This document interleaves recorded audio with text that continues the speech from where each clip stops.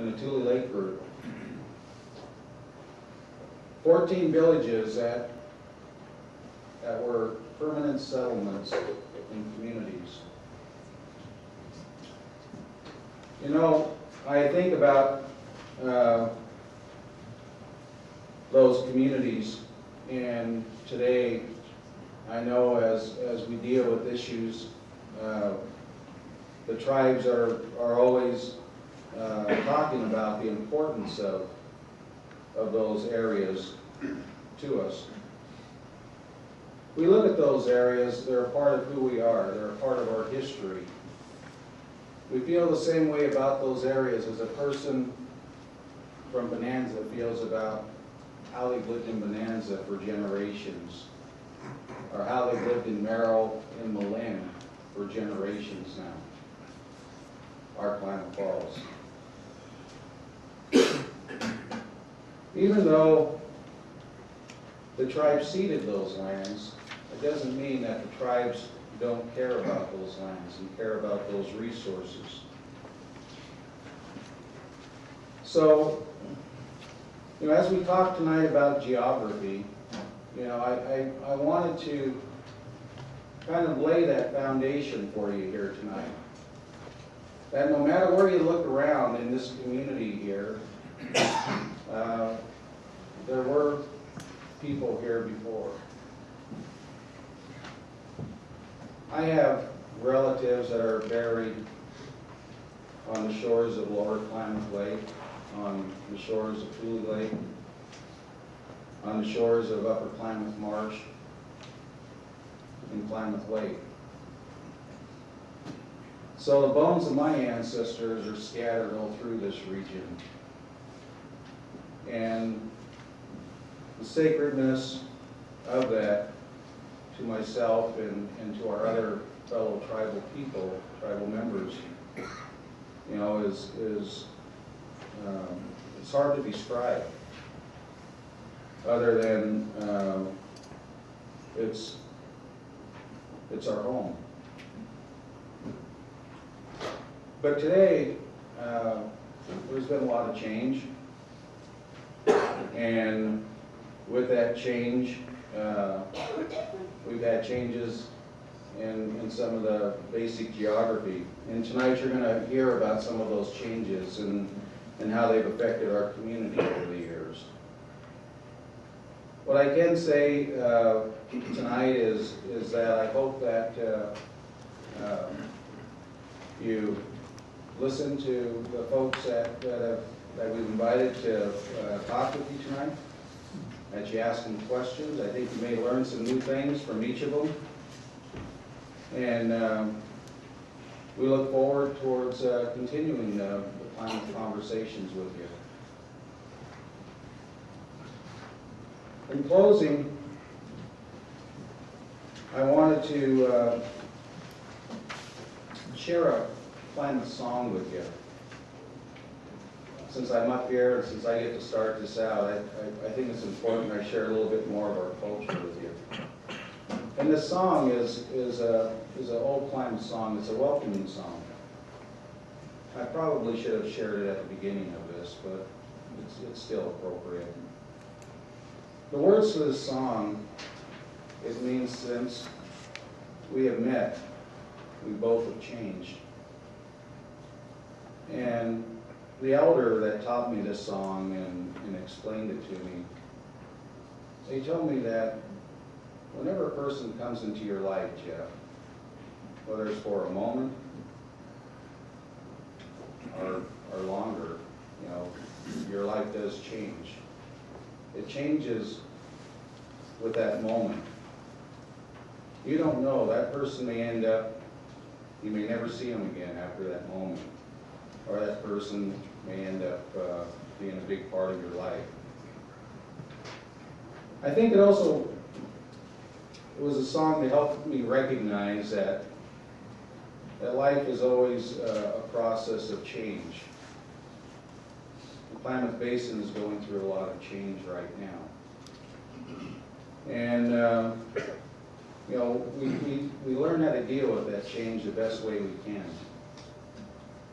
So I'm going to share this song with you. It's a friendship song. And tonight, I think we've all changed just a little bit with coming here together. Oh, in, oh, in, oh, India, oh, in, oh, in, oh, India, oh, in, oh, in, oh, India, oh, in, oh, in, oh, India. Oh, in, oh, in, oh, India, oh, in, oh, in, oh, India, oh, in, oh, in, oh, India, oh, in, oh, in, oh, India. Thank you. If you guys have any questions for Jeff, you can ask him now, or we'll wait till the end. I'm taking it, we're going to wait till the end and kind of look at the crowd. Oh, wait. I was wondering about the very first picture that we saw of the Indian woman, who she was and her background. The very first picture, we've never been able to, that I'm aware of, actually identify her. What we do know is that the picture was taken not long after the turn of the century. You probably recognize the photographer. Don, do you recall? Curtis, excuse me. Curtis was a well-known photographer who traveled all over the West and did a lot of photography of indigenous people. You're going to find Curtis pictures in the Yurok tribes, the Peru, the Hupa. So if you ever get a chance, go ahead and pull him up. You can Google him, Curtis, and you'll see some of his work. He was a very interesting individual, and he did great work, as you see. But that particular picture, we haven't identified her exactly. So, any other questions? Go ahead.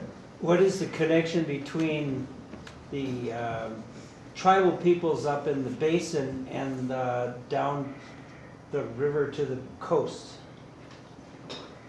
Well, we've all been neighbors since the beginning, and our relationship with the downriver tribes has been defined over the years, mostly through trade in our economies.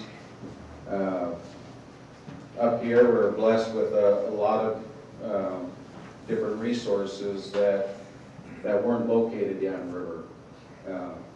One resource in particular was the obsidian at Glass Mountain that we mined, and that was a resource that was really coveted by tribes up in the north in the Dalles, which was a major trade area, and the tribes down south.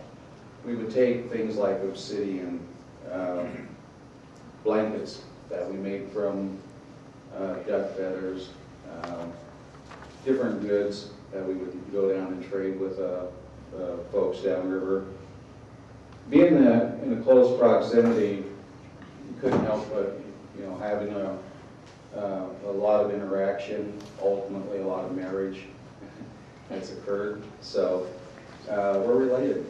We're like family, and we honor our relationships with our downriver tribes, and it's important to us. Anything else for now? Our next speaker is Dr. Mark Clark from Oregon Institute of Technology. And I don't have much of a bio on him except that. So come on up. Well, as you can see, I was accused of advertising. I actually like to think of this as product placement here. So thank you very much. I really appreciate being invited here this evening. I teach history up at the Oregon Institute of Technology, and in fact, since I first came to the Basin in 1996, I have been interested in local history. In fact, one of the very first projects I did when I came here was to go to the Shaw Library and do a research project and write an article about the Klamath River Basin Compact. And so this is so the issues around water and water in the basin are something I've been interested in for quite some time now. I also, I have to say it's also an area, the other thing is, I have to say this is a very much I agree with Jeff. This is an area that is of great natural beauty and one that we should really value. And I encourage you to get out and get folks to come here and visit. This year I'm chair of Discover Klamath Visitor and Convention Bureau, so I also have another hat here that I want to encourage people to go out and recruit folks to come here and to preserve the natural beauty of this place. So, what are we going to be talking about? What I want to talk a little bit about now is the geography and the setting and the human history of the last couple of hundred years of what's been going on in the Klamath Basin. So, here's the basin, and the Klamath River Basin is on the border between Oregon and California. We have the upper and lower basin. As you can see, it's geographically remote. We're pretty far from the power centers of either the state of Oregon or the state of California. So, I'm going to start out, even though I'm a historian, I'm going to start out with some stuff I cribbed from my lovely wife, who's a geologist. And we're going to talk a little bit about geomorphology. Geomorphology is the surface features, and so this differs a little bit from geology because we're just talking about the stuff on the top, not the stuff underneath. So, what do we? If we look at the two parts of the basin, what are the things that we can see? If we look at the upper basin, what do we find? It's the western edge of the basin and range. That's a very extensive area in the American West. It extends quite far out to the Rocky Mountains. It's a volcanic landscape, and it's an area of what are called extensional faults. That means that it's a landform that's being stretched, generally east to west. And so what you get then is sort of the characteristic kind of landscape that you see out here. Either those blocks are flat, or they create open areas in between them, and so we wind up with these ancient lake beds, lots of flat areas. And also, because of volcanic deposits, it means these are relatively permeable soils. Water goes into the soil and then comes out later in springs, or can be you can drill wells for it. Now, in the lower basin, this is a very different kind of terrain. This is the Klamath Siskiyou Mountains, and it's what's called an accreted terrain. Now, I didn't misspell that. Okay, that really is a geological term. A terrain refers to a type of geology where two continental plates come together, and it's sort of the stuff that gets squished in between. And so the stuff down there is things that have been scraped off different plates, and in particular off of the Pacific plate, and then deposited there. So it's kind of a very confused geology. It's a kind of geology that was not really well understood until the invention of plate tectonics back in the 1960s and 70s.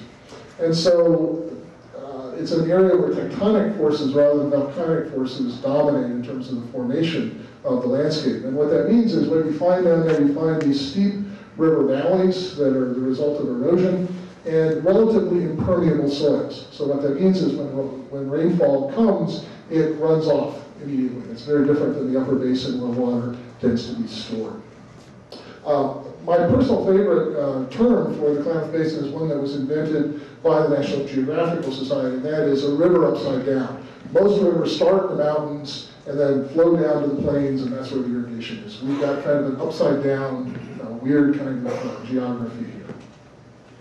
So let's talk a little bit about hydrology, because that's what we often worry about. As Jeff said, water is essential to life, and so where does that water fall? How does it flow in the basin? If you look at the upper basin, this is a high desert region. We're 4,000 feet elevation and above, and so it's an area of relatively low rainfall. The coastal range and the Cascade Range catch a lot of the moisture that comes off of the Pacific, and so that means that the average rainfall here is pretty low. It averages less than 12 inches a year. However, a lot of that comes in the winter, and so what we wind up with is a lot of snowpack, because this, particularly the mountains in the region store water, and also because of the permeable soils, a lot of that water that falls and goes into the groundwater. So what does that mean? It means that in the upper basin, you have somewhat more stable river flows. You have springs that run the year round. You have the ancient lake beds that store water. And so what that means is that the water that falls comes out and into the river in a more gradual process.